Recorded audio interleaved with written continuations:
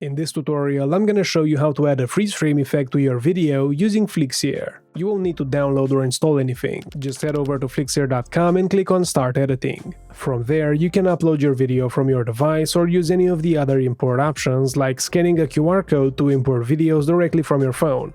Or you could use a cloud storage platform like Google Photos, Google Drive, or even paste an external link if you want to import from other social networks.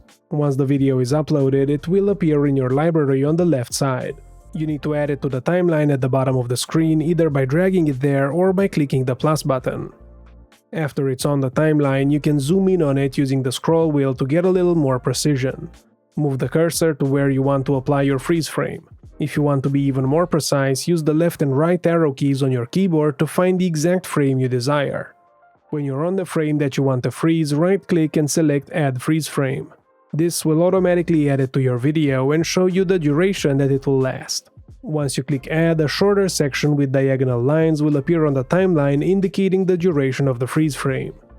You can drag this section to extend it if you want the freeze frame to last longer.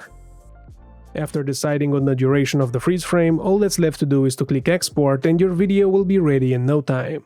That's it for this video. Don't forget to hit the like button if you found it helpful and subscribe to our channel for more tutorials like this. Until next time, happy editing!